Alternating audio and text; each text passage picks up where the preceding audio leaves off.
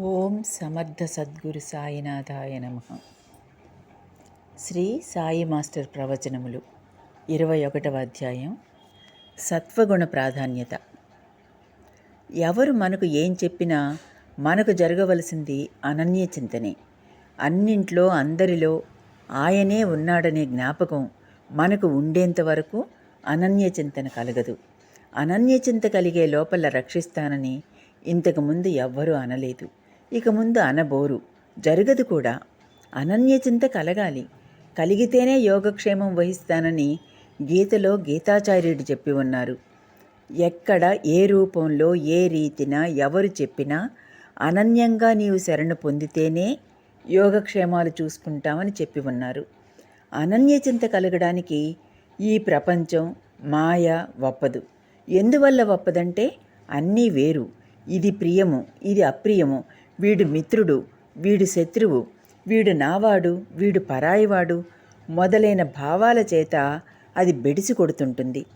దీనిని తెలుపడం కోసమే మన పెద్దవాళ్ళు ఆధ్యాత్మిక తత్వం మనస్సుకు రావడానికి పరమపద సోపానపటం మొదలైన ఆటల ద్వారా మనకు నేర్పేవాళ్ళు.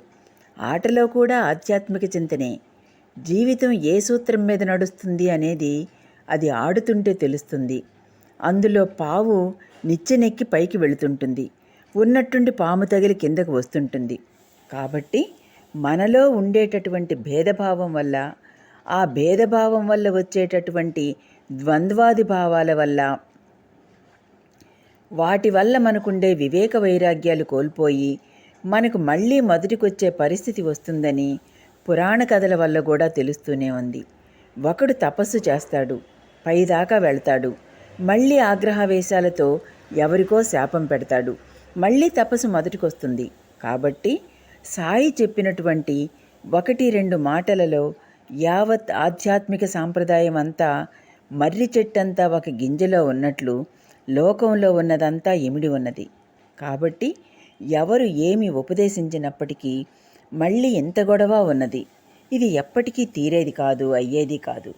ఎందుకనంటే ఎవరన్నా ఉపదేశం చేసినా ఆ ఉపదేశంలో ఉండేటటువంటి జపం చేసుకుంటూ పోతున్నప్పటికీ భగవద్గీతలోని మాట ప్రకారం రజోగుణ తమోగుణాలు నశించబడి సత్వగుణం మీదకు వచ్చిన తర్వాతనే ఫలితమిస్తుంది. యజ్ఞం, దానం, తపస్సు, కర్మ ఇవన్నీ కూడా త్రిగుణాలను అనుసరించి 3 రకాల శ్రద్ధలు కలిగి ఉంటాయి. అందుకని వాటి అనుష్ఠానం 3 రకాలుగా, వాటి ఫలితాలు 3 రకాలుగా ఉంటాయి. తమోగుణ ప్రధానమైన వాడికి ఈ విధమైన ఫలితం వస్తుంది, రజోగుణ ప్రధానమైన వాడికి ఈ విధంగా వస్తుంది, సత్వగుణ ప్రధానమైన వాడికి మాత్రమే సరి అయిన ఫలితం వస్తుందని గీతలో గీతాచార్యుడు ప్రతి చోట చెబుతూ వచ్చాడు. మొట్టమొదటి మెట్టు క్రింద శీతోష్ణ సుఖదుఖాలను సమభావంతో చూడాలని గీతలో ముందుగానే చెబుతున్నాడు. ఈ సమభావం లేకపోవడానికి కారణం రజోగుణ తమోగుణాలని చెప్పి ఉన్నారు. కాబట్టి భగవద్గీత చూస్తే ద్వంద్వాలను అతిక్రమించినటువంటి రజోగుణ తమోగుణాలను అతిక్రమించినటువంటి సత్వగుణాన్నే ప్రధానంగా చెబుతున్నాడు. వాటిని అతిక్రమిస్తేనే యజ్ఞ దాన తపఃకర్మలు సరి అయిన ఫలితాన్ని ఇవ్వగలవని చెప్పి ఉన్నాడు. వాడు చేసిన కర్మ సాత్వికమైతేనే సత్ఫలితాలనిస్తుందని చెబుతున్నాడు. కాబట్టి మళ్ళీ దీనిలో ఇంతటి గొడవ ఉన్నదన్నమాట. ఉపదేశంగా తీసుకున్న మంత్రజపం సత్వగుణం ఉంటేనే సరియైన చోటుకు తీసుకుపోతుంది. సత్వగుణం ఉండాలంటే మళ్ళీ మొదట చెప్పుకున్నట్లు చేయాలి. అది కుదిరిన నాడు సాయి చెప్పినట్లు చేస్తే కూడా కుదురుతుంది. సత్వగుణ ప్రధానమైనప్పుడు ఏ సాధన చేసినా సరిపోతుంది, ఏ సాధన చేయకపోయినా నిష్కామకర్మ చేసినా కూడా సరిపోతుంది అని దీనికి ఒక ఉదాహరణ కూడా చెప్పారు. జనకాదులు నిష్కామకర్మ ద్వారా ఫలితాన్ని పొందారని చెప్పారు. అందులో సందేహమేమీ లేదని ఖచ్చితంగా చెప్పారు. ఎందుకంటే కర్మ చేస్తూ ఉంటే చివరకు కర్త అయినటువంటి వాడు కర్మ చేస్తున్నప్పుడు లోపల ఎలాంటి ప్రేరణ కలుగుతుందో చూస్తూ కర్మలు చేస్తూ ఉండడం జరుగుతుంది. దీనిని మన నిత్య జీవితంలో మనం కూడా చూడవచ్చు. గారడీవాడు చేసినట్లు 6 బంతులు ప్రాక్టీస్ చేయడం మొదలుపెట్టామనుకోండి, ఆ బంతులు ఎగరేసినప్పుడు మన మనస్సు ఏం చేస్తుంటుందో చూస్తే తెలుస్తుంది. మనలోని ఎగరవేయగల సామర్థ్యాన్ని చూస్తూ ఉంటుంది. అలాగే ఏదైనా ఆట ఆడేటప్పుడు మనం ఫామ్లో ఉండి ఆడుతుంటే తెలుస్తుంది. అప్పుడు మన మనస్సు మనలో ఆట మీద ఉండే సామర్థ్యం మీద కేంద్రీకరింపబడి ఉంటుంది. దాని మీద కాక తక్కిన వాటి మీదకు పోయినప్పుడు అప్పుడు ఏదో రకంగా మిస్ అయ్యి ప్రక్కకు పోతాం. అట్లాగే నిష్కామకర్మ సక్రమంగా ఆచరించే వారికి కర్మకు ప్రేరణ లోపల నుంచి ఎక్కడ కలుగుతుందో ఆ ప్రేరణకు కేంద్రం మీద మనస్సు నిలిచి యాంత్రికంగా చేతులు కదులుతాయి. అతి వేగంగా నృత్యం చేసేవాళ్లకు కూడా ఈ విషయం అర్థమవుతుంది. ఎంతో కాలంగా చాలా చక్కగా అభ్యసించిన మీదట ఆలోచించనక్కర్లేకుండానే లయ తాళాల ప్రకారం సరిగ్గా కదలికలు జరుగుతాయి. ఎక్కడన్నా పాట పాడేవాడు తప్పినా కానీ వీళ్ళ నృత్యాన్ని బట్టి వాడు సరిచేసుకునేటంత చక్కగా అడుగులు పడతాయి. అంత వేగంగా నృత్యం చేస్తున్నప్పుడు వాడి మనసు తరువాత అడుగేమిటి అని ఆలోచిస్తే అడుగు తప్పుతుంది. అలాగే మనం రోడ్డు మీద నడుస్తున్నాం, సైకిల్ ఎదురుగుండా వచ్చింది. మామూలుగా ఎటో ఒకవైపు తప్పుకుంటాం. అలాగాక ఎటు తప్పుకోవాలా అని ఆలోచన వచ్చినప్పుడు వాడు మనము కంగారు పడి సైకిల్ వచ్చి మనకు తగులుతుంది. ఏదైనా చిన్న కాలువ అడ్డు వచ్చిందనుకోండి, నడుస్తూ నడుస్తూ అప్రయత్నంగా అవతల పక్కకు ఒక గంతేసి అడుగేస్తే పర్వాలేదు, కానీ సందిగ్ధ అవస్థలో పడితే మాత్రం కాలువ మధ్యలో కాలు పడుతుంది. కనుక వీటన్నింటిలోనూ మనకు తెలిసేదేంటంటే, సక్రమంగా ఏ కార్యం నిర్వహించినా సరే మనస్సు ఆ కార్యంలో ఉండే వివిధమైనటువంటి వివరాలలో ఉండే బదులు కార్యక్రమము కర్త కర్మలో ఐక్యత చెందడంలో కలిసి ఉంటుంది. ఇది బాగా గమనించవలసిన విషయం. చేయవలసిన కార్యం, చేసేటటువంటి కర్త రెండు వేరుగా ఉండడం మానేసి జరుగుతుండేటటువంటి కర్మ అనే దాంట్లో లీనమై ఉండడం జరుగుతుంది. అలాగే ఒకడు తన్మయత్వంతో పాట పాడుతున్నప్పుడు తాను వేరుగా, పాట వేరుగా, శ్రోతలు వేరుగా ఉండడం మానేసి మూడింటికి కారణమైన రసానుభూతిని వాక్కు రూపంలో దానిని వ్యక్తం చేయడానికి చూస్తూ ఉంటాడు. నేర్చుకున్న అభ్యాసం ప్రకారం గానం సాగిపోతూ ఉంటుంది. అప్పుడు తాను పారవస్యం చెంది శ్రోతలను పారవస్యం చెందిస్తాడు. కాబట్టి క్రీడలో కానీ, నిత్య జీవితంలో కానీ, సాధనలో కానీ అదే అయినప్పుడు సాధనను ఇటువంటి ఐక్యతలో నుంచి యువతలకు పడేసేవి ఆ రాగద్వేషాలే కనుక, ఆ రజోగుణ తమోగుణాలే కనుక మనం ఏ అనుష్ఠానం చేసినా, ఏ సాధన చేసినా రక్తి కట్టడానికి వీలు లేకుండా పోతుంది. కొద్ది రోజులు టేబుల్ టెన్నిస్ నేర్చుకుని అది అర్థం కాక, అబ్బే టేబుల్ టెన్నిస్ కష్టంగా ఉంది కనుక క్రికెట్ నేర్చుకుంటానని అది కొద్ది రోజులు నేర్చుకుని అక్కడ బంతి గట్టిగా ఉంది, దెబ్బ తగులుతుంది అని దానిని విడిచిపెట్టి ఇలా ఒక ఆటలో నుండి ఇంకొక ఆటకు మారుతుంటే అసలు ఏదీ రాదు. ఏది కుదరాలన్నా సూత్రం ఒకటే. ఒక ఆట కుదిరితే ఇంకొక ఆట కూడా కుదురుతుంది.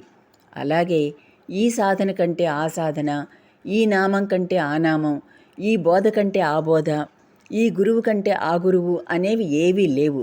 జరగవలసిన క్రియ ఒక్కటే ఉంది.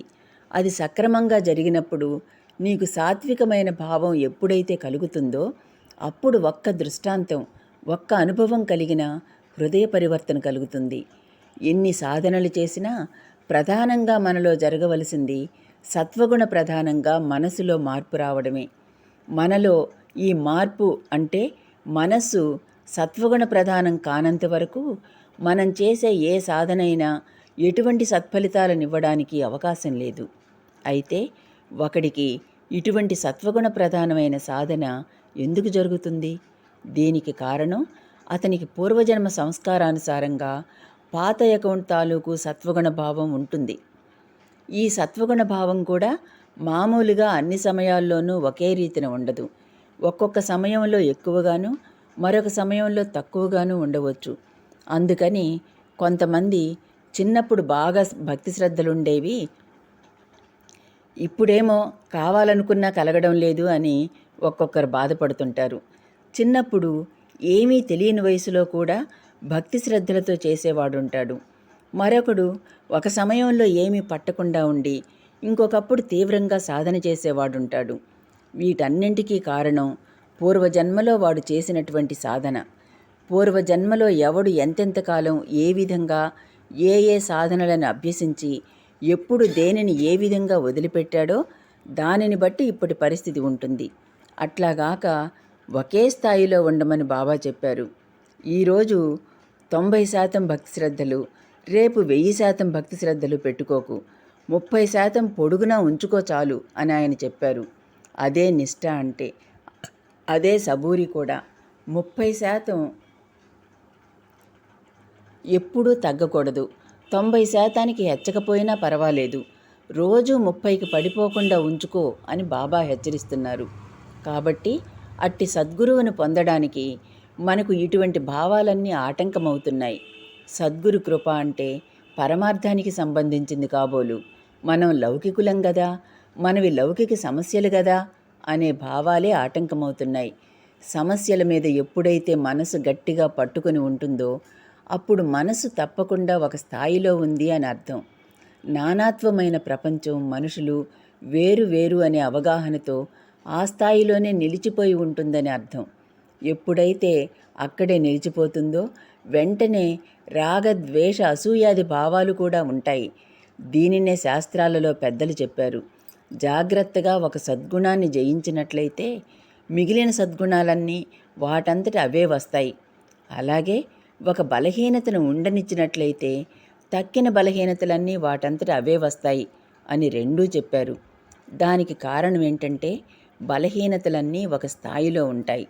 ఎట్లాగంటే ఉదాహరణకు ఇనుము ఉన్నదనుకోండి, అది లోహంగా ఉండే స్థాయిలో ఎన్నో మలినాలు ఉండవచ్చు. కానీ అది కరిగే స్థాయికి వచ్చినప్పుడు ఆ మలినాలన్నీ భస్మం కావలసిందే, ఇంకేదీ ఉండడానికి వీల్లేదు. అలాగే మన మనస్సు ఒక స్థాయిలో ఉండేటప్పుడు, అంటే మనలో ఉన్న బలహీనతలన్నీ ఉండడానికి వీలుండే స్థాయిలో ఉన్నప్పుడు బలహీనతే కాదు, తక్కిన బలహీనతలన్నీ కూడా దాదాపు ఉంటాయి. పరిస్థితుల గూర్చిన చింత దాదాపు ప్రతి వారికి ఉంటుంది. కానీ ఆ చింత మరీ ఎక్కువై చివరకు సద్గురువు రెండింటినీ కూడా ప్రసాదించగలడనే విశ్వాసాన్ని కూడా ప్రక్కకు నొక్కినప్పుడు రాగ, ద్వేష, అసూయ, మమకారాలు కూడా అంత బలంగానూ ఉంటాయి. ఇవన్నీ కలిసి సద్గురువుపై గల విశ్వాసాన్ని చెదరగొడతాయి. వీటి గురించే వాడాలో దొంగలున్నారు జాగ్రత్త అని బాబా చెప్పారు. కాబట్టి ఎటు తిరిగి మనం కాపాడుకోవలసింది సద్గురువుపై గల విశ్వాసాన్నే. 21వ అధ్యాయం సమాప్తం. ఓం సాయిరాం.